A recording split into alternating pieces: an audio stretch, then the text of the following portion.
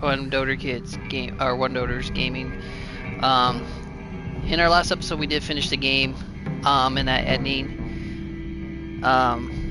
Crazy enough, I'm gonna say this in a nice way. My internet died right at the last second when I was explaining about my thoughts of the game and everything. So I apologize on that part. So basically, this video, I know it's on a live stream, whatever thing, whatever.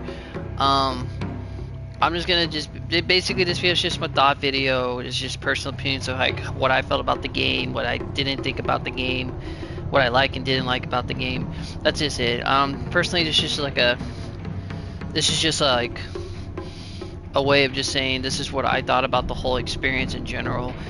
I would have loved to put that in the last stream video, but it got cut off because of the internet. So, Silent Hill F. I will say for playing my very first Silent Hill game, this is just one of those. I didn't know what to expect. I know of the Silent Hill franchise from the movies and games from the original, but I've never really officially like actually played the games or anything like that. So I walked in here completely blind. I've heard that about this game.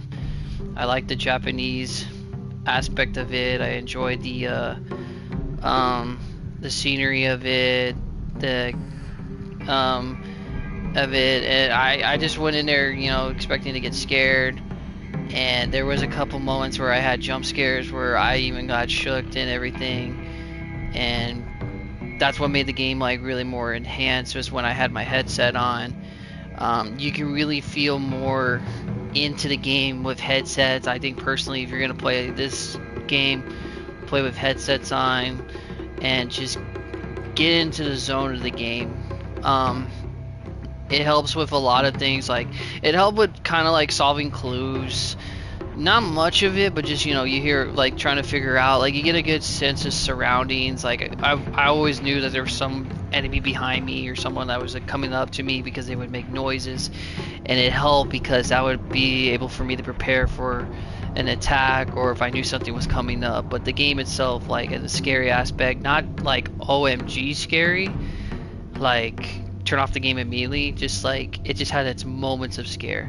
Now gameplay wise, the combat is very slow. If you ever play like any game that has slow combat, it's kind of like you gotta pick the right time to swing your weapon, hope it connects. There is a lock system, but I didn't really personally use it because there were times where I didn't need it because I was getting surrounded by enemies, and that caused me to like ended up requiring me not to use it.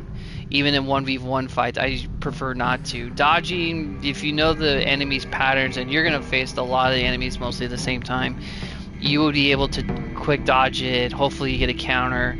And then even sometimes with the enemies, they even offer an opening where they turn red and you can swing and stun them and then just wail on them with whatever weapon you have. I did enjoy the weapon durability. It made you really think about what weapon you were using.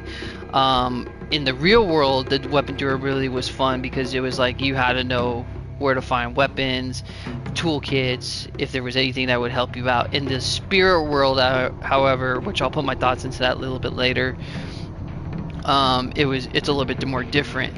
Now, as for the cast of characters, obviously Miko is literally the main character that I found interesting just because I don't know who she was. All I got from the beginning was she had high school friends. I got from the parents being abusive to her, well, her dad was, and she was living a rough childhood. She had a sister named Junko, which we didn't really know much about Junko really until later in the game. And she was going through some tough times with her family. She was going through a lot with her friends, especially involving with Shun and everything. And then, you know, she's trying to remember all of her histories and everything like that with the game. And you go along that journey eventually you go into the spirit realm where you meet the fox demon, who I always call him Sasuke. It was just a fun joke, but you meet the fox guy and you don't know if he's trustworthy or not. There are moments where it's just like, who is he? Why is he here? Why is he so fascinated by you? And then you start going into the spirit realm, where most of the enemies you're fighting from the main world are now in an upgraded version, like they're upgraded and everything, and you're fighting with basically a small katana or a small dagger, a pole. I hate how I don't remember what they're called, but basically a javelin. I'm sorry, I wish I knew. I know the term, I know the weapon I'm talking about. It's just I don't remember how they're called at this time, because I'm talking open freely from what I just beat the game in the last playthrough, so this is all the commentary for that episode. But besides that, you get more into it, but then you start realizing like things are just not going well with her. Like, she's starting to forget who she is. There's more to the story, like what does she do in this time? Why do her friends hate her so much? And then there's moments where you're just like, do I save them or do I not save them? And that's where it gets like kind of creepy in the aspect. As for combat in the spirit realm, I did like using those weapons because I didn't have to worry about durability. It was more just like focus on hitting your target. And you notice like in the small dagger, even though it was weak, it was fast enough and you had more chances to hit. Where the javelin, I hit harder and I could stun them harder, but I'm wasting so much stamina. As for item management, it was interesting. I liked it. It made you think about what to give away, what to keep. But there are times where when I go into a shrine, I always was kind of like, well, do I really need to, like, I had so much offerings, it was getting to the point where I was just like, I don't really have space for any of these and I don't really need them, but they do help. It gives you more health back and stuff, and also with your sanity. And sanity is kind of like the part that's supposed to help you get through fights. It gives you like an upper advantage of everything. Now, all in all over the game, I didn't expect a lot of this game to go OMG. There were some moments where even I was kind of like, I wasn't expecting that. Like the transformation to the fox spirits or everything. What I didn't like about the game is that there were times where I had to backtrack a lot. And by backtracking, I'm going through the same area I was there earlier, re-looking for any items or anything I can find, and in finding either a weapon or a store or part of the story and everything, I had to go through the journal to read what was basically like how to solve puzzles, get an idea what the characters are like, and it was kind of frustrating. There were times where there were moments where I was like, I don't know what I'm looking for in this puzzle, and I'm sitting there trying to figure this out and try and remember the stories, but unless you get the stories, you're really going to have a hard time figuring out the puzzles.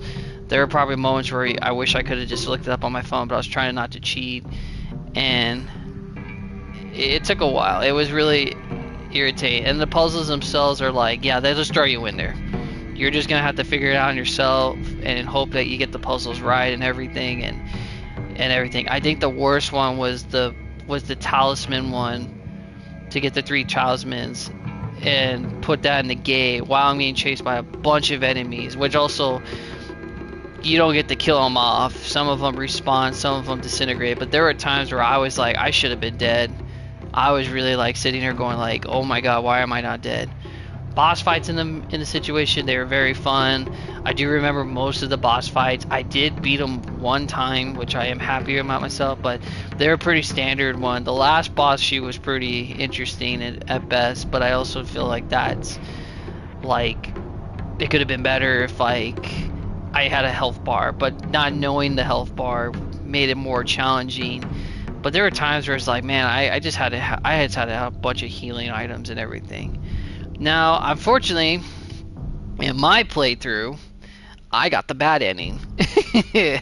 I knew something felt wrong, I guess. So this is one of those games where you do want to replay again to figure out what ending you got. So apparently in my ending, I had the coming home to roost, which is I complete the story the first time. I'm drowning in a bottomless pit of self-doubt, so I'm doubting myself, and she was doing that a lot. She was just like all this like doubt. So if you ever put a New Game Plus, you're gonna go back to the main story. I still think you keep all your weapons and everything. I'm not 100% sure yet. Obviously, I'm not gonna do the New Game Plus story because that's just something I'm just gonna do on my own. I'm pretty sure YouTube itself will give you videos of it, and I try to stay spoiler free on YouTube, but you can always look up these videos of like your reaction of the endings. But there's an ending condition where it's like, one, don't take any of the red capsules. Obviously you don't take them. Purified the sacred sword or did it attain it. I didn't get the sacred sword. I think that was a katana or something like that if I remember right. And obtaining the Agi no Hotel Sama, which I don't know. So that's one ending. This one's the same thing, just don't take the pill. Obtain the unpurified sacred sword. I never did that. I think I know where it was, but I never found it. There's another ending where you're completing 2 different full endings. And then this one's like, listen to all the UFO radio broadcasts. I only listened to a few of them. I didn't listen to all of them, and I knew the radios were a thing. Find all the 3 great spaceship invasion posters. I only found one. I didn't find all of them. And then find the great spaceship invasion movie reveal and fully. So there is multiple endings to this game. If you are one of those people who like to replay New Game Plus, go on ahead. You will enjoy the game. Hopefully you'll go a lot faster than I did, because I took my time in this game. And it feels like it's going to be one of those, like, I was going to take my time on it. But all in all, not trying to go too much on this video, especially since it's live and everything. I personally will give this game I give it like a 4 out of 5. I'm not gonna go 8 out of 10. It's a 4. It does draw you in. It made me want to play it a lot because I wanted to know what the hell was going on in the story, since I never played a Silent Hill game before. But in a horror aspect, combat, puzzles, this game, every time I always felt like this game, I was always close to the end. I was never freaking close. There were moments where I was like, oh, I'm over, it's over, I'm done. No, I'm right back into the next room, getting ready for another fight, or, oh, here's another puzzle room, and you're just like, oh, I'm never finished. But reading the journal, finding out what you did, everything else, personally, it was fun, challenging, and this is a good game. For what I paid for, I don't know. I'm not going into details to pay for it and everything. I just gave you my review. But with this, the Silent Hill playthrough is officially done. I will not do any more of the New Game Plus or anything like that. Like I said, if you ever guys want to look for what happens in the ending and you guys just want to get it out of the way, look it up on YouTube. There's like channels that have it. They're fun. But for me personally, I'm okay with what I got with my ending. I was fine with my decision making and everything. I just didn't care about the friends at all. I actually was kind of like, whatever. But to end this short, yes, this playthrough is done. No more. It is what it is. It's over. It's over. If you enjoyed it, thank you very much for staying through this whole playthrough. We got it done before Halloween, which is great. For those who stayed for those long nights of playing, I'm playing this until like really late at night. But thank you for watching it. I know it's a lot to sit there and listen to me talk sometimes. I know I'm not talk to it. No, really, thank you from my bottom of my heart for watching this. Now as for the next playthrough, I'm going to tackle another game I've been saving up. I'm going to live stream that one, and it's going to be the Ghost series, not the Ghost of Tsushima one, or I think I said that right. It's the Ghost of Yonka. Don't quote me. I don't know if I'm saying it right, but you know what I mean. It's on my next playthrough. You'll see it. It'll be like live stream, playthrough, and everything, and I can't wait to play that. I played the first one of the Ghost series, and this is the continuation of it, so I'm excited. That will be my playthrough. I bought the game. I have it downloaded. I'm ready to play it. I'm so excited, but for right now, I think I need to relax it and understand what the hell I did in Silent Hill. But thank you so much for you guys for watching it. I appreciate all the ones who did stay and watch it, and then the ones who are watching on YouTube. Thank you again very much. I'm not asking for much. Just enjoy my content. It is what it is. This is just how I do it and everything else. So until then, this is One Doter Kid signing out. Can't wait for the next live stream. Until then, y'all have a great day.